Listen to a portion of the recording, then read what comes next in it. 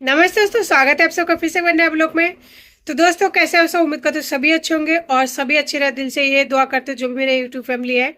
तो दोस्तों, मेरी जो अभी तबीयत है बहुत ज़्यादा ख़राब है। कल रात को फीवर हो चुकी है, मेडिसिन ली है लेकिन उससे कोई फ़र्क नहीं पड़ रहा है। इतनी बुरी तरह से हालत हो रही है, जहाँ उठ के मैं कोई भी काम वगैरह नहीं कर पा रही हूँ। बहुत ज़्यादा मुश्किल हो रहा है काम करना। बस इतना काम कर रही हूँ, बच्चों को खाना खिला देती हूँ, बाकी जो भी छोटा मोटा काम है वो कर लेती हूँ। सोनू को स्कूल भेजना, ट्यूशन भेजना, दूध वगैरह लाना, बस इतना ही काम हो पा रहा है। इसके अलावा कुछ नहीं कर रही हूँ क्योंकि सर की ये वाला जो हिस्सा है ना, यहाँ पे बहुत ही ज्यादा दर्द हो रहा है। दोस्तों, अगर कोई भी नया इंसान हमारे लाइफ में आते तो बहुत कुछ लेके आते, हमें बहुत कुछ देते, जाते तो बहुत कुछ दे के जाते। मैं आज पहली बार अपनी पति की शुक्रिया अदा करना चाहती हूँ, तो चलिए कर ही देती हूँ। देर किस बात की, कहते हैं ना, शुभ काम में देर नहीं करना चाहिए। तो किशोर जी, दिल से थैंक यू सो मच। मैं आपका बहुत ज्यादा आभारी हूँ। अब आभारी किस लिए? जब आप मेरे लाइफ में आए थे तब से लेकर जाने तक आपने मुझे बहुत कुछ सिखा दिया है, और जाने के बाद भी आपने मुझे बहुत कुछ सिखा दिया है। तो इसी बात के लिए आपका शुक्रिया अदा करती हूँ। किस तरह एक ससुराल वाला लालची होता है, आपने मुझे वो दिखा दिया अपनी फैमिली के साथ मिला करके।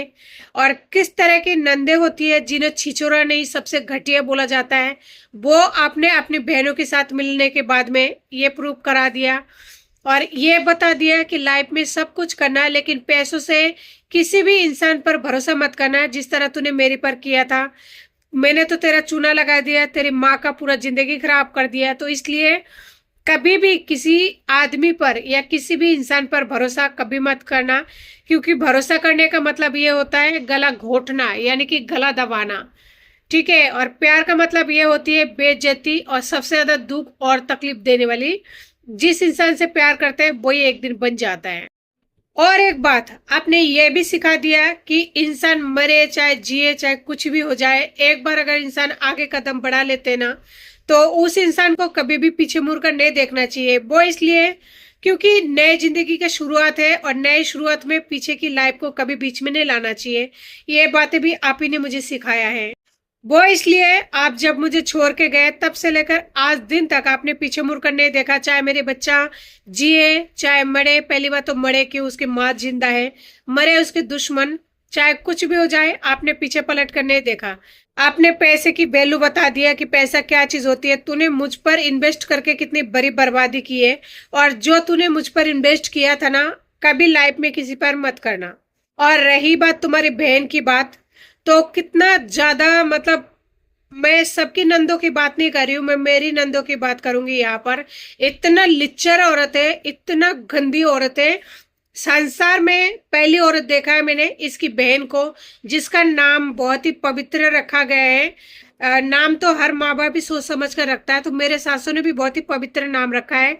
मेरी एक ननद का नाम, जिनका नाम देवता की साथ रखा गया है। जैसे मान लीजिए किसी का भी नाम होता है ना, जैसे कोई भी देवता का नाम हो गया, लक्ष्मी हो गया, कमला हो गया, दुर्गा हो गई, या मतलब कुछ भी होता है ना, इस टाइप का देवता का नाम रखा गया है।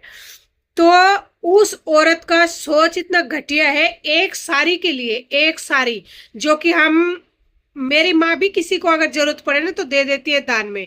जब मेरी मम्मी की भी साड़ी पुराने हो जाते हैं ना, तो वो भी किसी को दान में दे देती है। मैं कई बार बोलती हूँ मम्मी मत दिया करो, आप मेरे को दे दिया करो, गेट की पर्दा या कुछ भी गुदरा वगैरह का पर्दा चढ़ा दिया करूंगी। लेकिन मम्मी कहती है कि नहीं, अगर कोई पेन लेंगे तो इससे बड़ी बात क्या है। होता है ना ऐसा, सभी के घर में ऐसे होते होंगे। कोई सूट वगैरह भी अगर होता होगा ना तो निकाल देते होंगे, किसी को दे देते होंगे। मेरी ननद आई थी एक बार मेरे घर पे। एक बार की बात है, त्योहार का समय था, मेरी ननद आई थी मेरे घर पे। वही ननद जिनका नाम देवता के साथ रखा गया है, यानी देवता की नाम से नाम रखी गई है। तो वो इंसान, मेरी मम्मी आई हुई थी मेरे पास में, क्योंकि अगर घर में कोई भी प्रोग्राम होती है ना, तो आप सबको पता है फैमिली वालों को बुलाया जाता है। तो मेरी ननद को सबको अपने बुलाई थी। तो जो जो भी लोग आए थे, जिनमें से सिर्फ मैं उन्हीं का बात बता रही हूँ, आए तो सभी थे उस टाइम मेरे घर पे, ऊपर वाले मकान में जब रहती थी इसी बिल्डिंग में। तो मेरी ननद है ना, एक साड़ी के लिए, क्योंकि एक नियम होता है मेरे ससुराल में कि अगर बहन जी के गले मिलते हैं ना, मिलते हैं तो उनको एक साड़ी दी जाती है, साड़ी और पैसा जो भी है देते हैं। और मेरे पियर में ऐसा कुछ होता नहीं है। देने का इतना मतलब परफेक्ट वाला रूल नहीं है। अगर आपके पास है तो आप दे दो, अगर श्रद्धा है तो दे दो, नहीं है तो नहीं है, ऐसा है। मेरे सासू तो खत्म हो गई थी। मेरे सासू खत्म होने के बाद में ये वाला प्रोग्राम जो है मेरे घर पर हुआ था, तभी मैंने सभी को इनवाइट की थी। तो मेरी ननद कहती है मेरी माँ से, आप मुझे धोख दो, यानी बेटी स्वरूप। जो मेरी माँ है उनका एज कितनी है आप लोगों के सामने की बात है। तो किशोर का बहन कितनी बड़ी होगी, चाहे जितनी बड़ी हो, बयान का यानी बयान जी का जो बेटा बेटी होती है वो बेटा बेटी बरोबर ही होती है।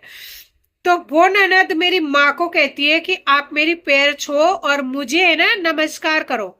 तो मैंने ये बात सुन लिया। मेरी माँ को तो इतना पता नहीं, वो इतना ध्यान भी नहीं देती है। अनजाने में ही सही मेरी माँ उस औरत के पैर छूने लग रही थी। फिर मैं एकदम से आई कि है ना माँ ये आप क्या कर रही हो, मम्मी आप क्या कर रही हो। तो कहती है कि तेरी ननद ने बोला है तेरे ननद के पैर छूने के लिए। मतलब मम्मी क्यों ऐसा कर रही हो, वो आपकी बेटी समान है। बयान जी की जो बेटा बेटी होता है वो बेटी समान होता है, आप उसका पैर मत छो।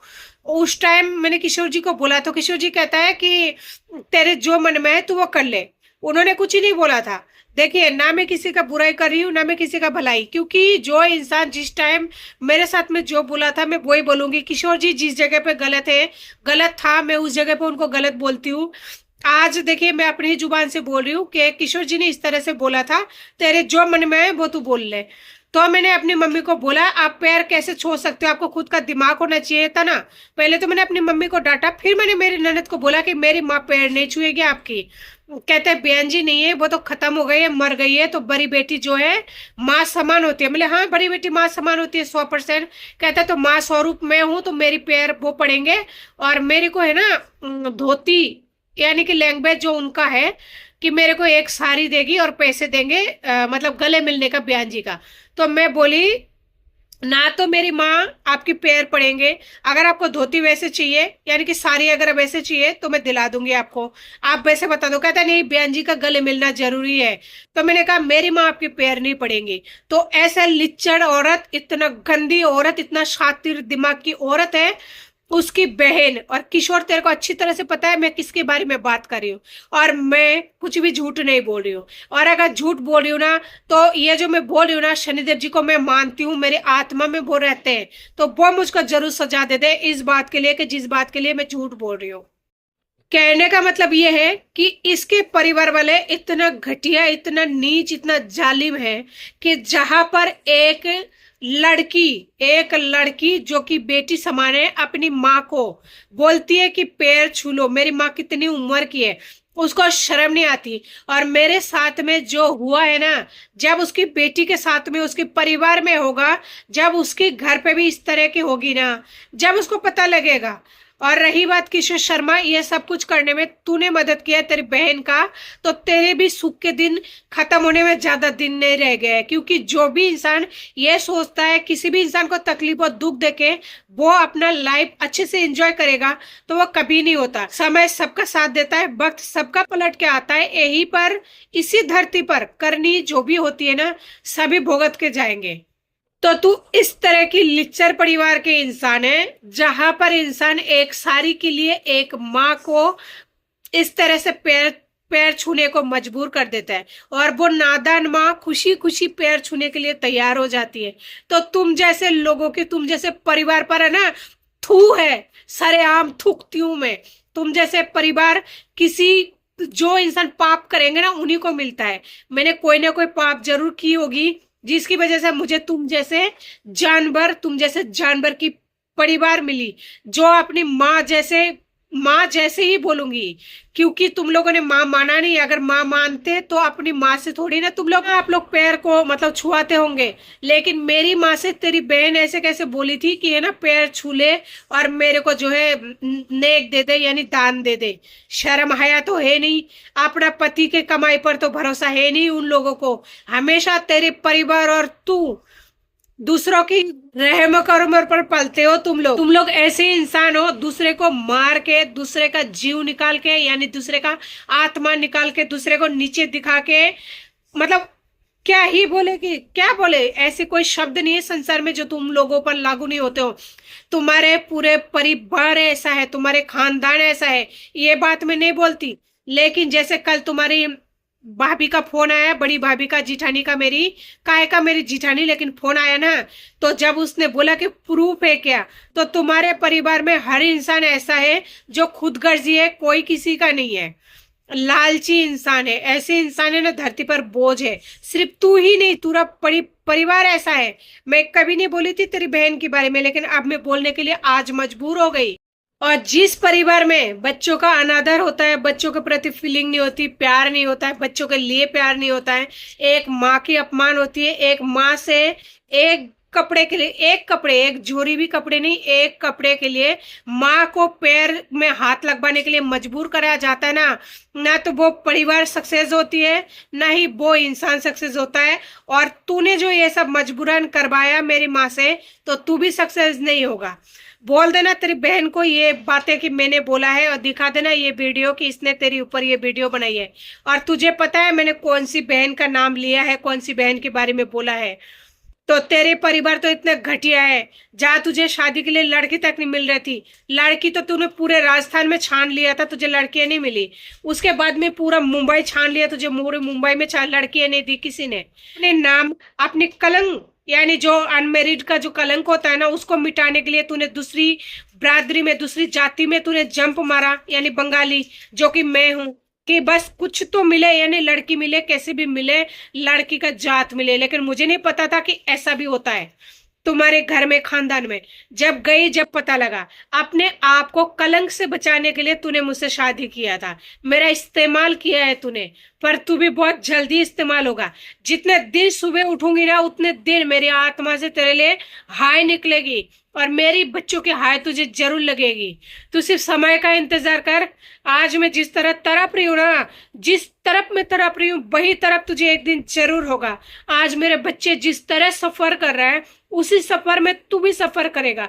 मेरे बच्चे के साथ में जितना मेंटली, फिजिकली, फाइनेंशियली सफर हो रही है ना, वो सफर तुझ पर भी होगा, तुझ पर भी होगा। भगवान से मैं हमेशा यही कहती हूँ, भगवान न्याय करो, मेरे बच्चों के साथ न्याय करो, मेरी बच्चों के साथ न्याय करो। आप मेरे साथ भले ही ना न्याय करो, आप चाहे मेरे को दुगुना और दुख दे दो, मैं झेल लूंगी, लेकिन मेरे बच्चों के साथ जरूर न्याय करो, मेरे बच्चों को न्याय दिलाओ, मेरे बच्चों को न्याय मिले। जिस इंसान ने उन्हें जन्म देने के बाद में इस तरह उन्हें बर्बाद कर दिया, उनकी फ्यूचर, करियर, सब कुछ बर्बाद कर दिया दूध मुँह है बच्चों का, तो उस इंसान को दूध का पानी तक नसीब नहीं हो, वो दर दर ठोकरे खाए, और दर दर की उनको बासी रोटी भी नसीब नहीं होए। और इतना जिस तरह मेरी बच्चे आज दुनिया की हबस बन गए ना, उस तरह से वो भी एक दिन हबस ही बन जाए। हर वक्त मेरे दिल से ना तेरे लिए दुआएं नहीं, बद्दुआएं निकलेगी। मैं हर दिन भगवान से यही दुआ निकालूंगी आत्मा से, कि तू कभी नहीं सुखी रहेगा। और तुझे लगता है मेरी माँ भले मुंह से कुछ नहीं कहती, लेकिन किसी भी माँ की बेटी को अगर तरपाते है ना, तो उसकी बूढ़ी आत्मा से क्या निकलती है, क्या नहीं निकलती है, जब तुझे इसकी लगेगी, तू घास खा के गिरेगा, मरेगा नहीं। तू 100 साल से भी 200 साल जिंदा रहे, लेकिन तुझे ये पल पल जरूर तरफ महसूस होए। मेरे दिल से नहीं है, हमेशा बद्दुआ रहेगी तेरे लिए।